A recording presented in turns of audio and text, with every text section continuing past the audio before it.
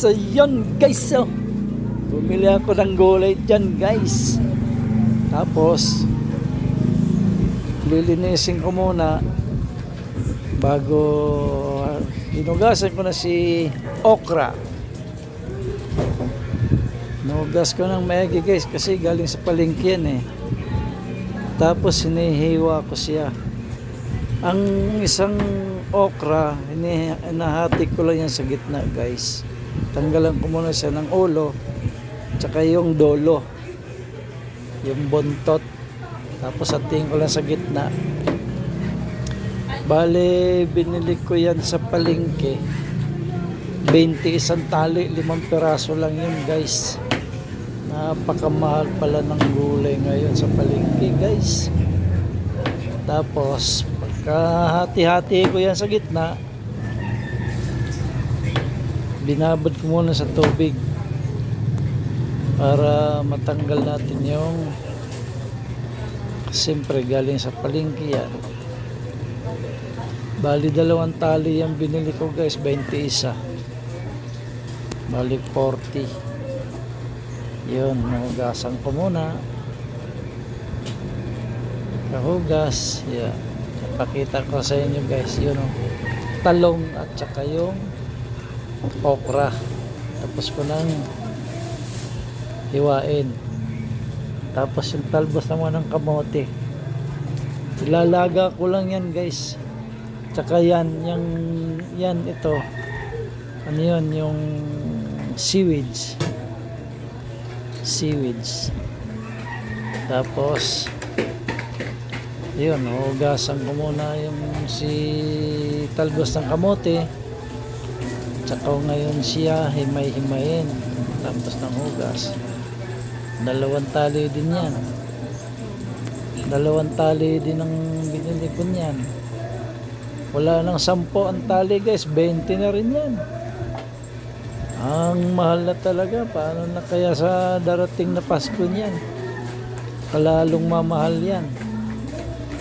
Ayun, himay-himay ko muna. Tinanggal ko yung mga dahon-dahon. Ayun.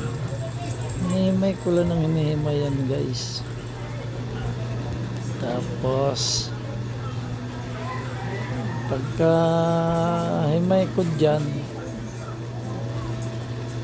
ayun, himay lang ng himay.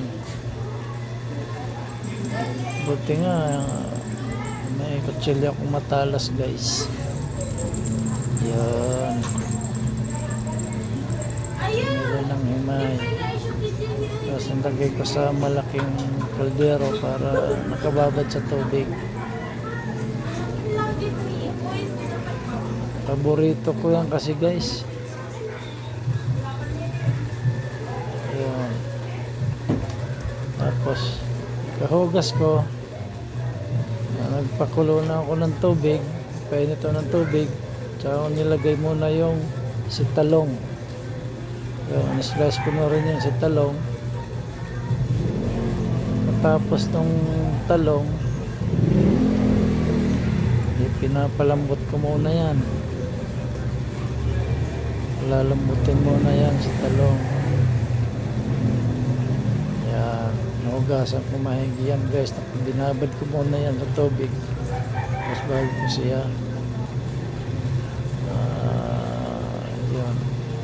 nilagay ko na sa kumukulong tubig. Yan, parang nakontian ako dun sa tubig, kaya dinagdagan ko ng 1 basong tubig. Yan, dinagdagan ko siya kasi sarap higopin yan guys. Lagyan ko lang ng konting asin yan, yun lang ang timpla ko dyan, konting asin lang. Nakpan ko muna para magpantay yung luto niya. So yun, tinabi ko muna yung kutsilyo doon, pati yung mga yung saging na hinog, tinabi ko muna ron para hindi makaistorbo. Tapos yung plastic, lagay ko muna sa basurahan. So yun, nag-isip muna ako kung anong ililigpit ko dyan. Kumuha na ako ng pinggan para paglalagyan ko nung aking nilagang talong. So yun, kahintay muna ng konti. Yung sinturong ko, napansin ko bukas pala yung sinturong ko kaya sinukso ko. Yun, lakad-lakad muna, dumaan pa si nalaga namin aso guys.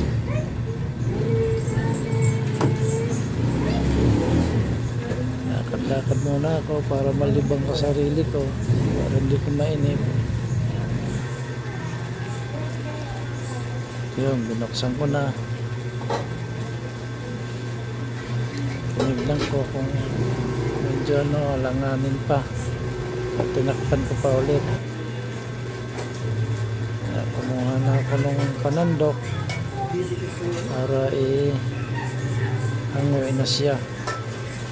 Kasi ayaw ko nang masyadong malambot guys. Gusto ko yung medyo hindi naman latan-lata yung laman. Yun, tapos ginawa kong sausawan niya ang bagoong sili. Tapos nilagyan ko ng kalamansi. May bagoong na ako dyan nakahanda guys. Sausawan. Yan, sinunod kong nilagay dyan yung okra. So yung okra madali lang naman maluto yan eh. Kahit hilaw nga yan guys, kinikilaw ko yan eh. Yun, okra yan lalagay ko. Tinabi ko muna yung lalagyan ko ng gulay. Inugasan ko muna. Yun, tapos si Omar bumaba na rin si Omar. Naginit na ng tubig si Omar. Kakapin na yan. Gatas Milo pala yan. Kasi si Darlene gising na rin. Kinuha yung kanyang lamig. Sandok na rin siya. Gutom na rin yan. Hindi lang pabalik-balik tatay mo dito. Hindi pa rin siya. Ano mo kasi yung alam yung paano? Tapos kumuha ko yung towel. Kasi mainit yung ano eh. Tanggal ko din sa kalam eh. Ayun, ayos na guys. Kakain na kami muna guys. Yun lang. Thank you for watching.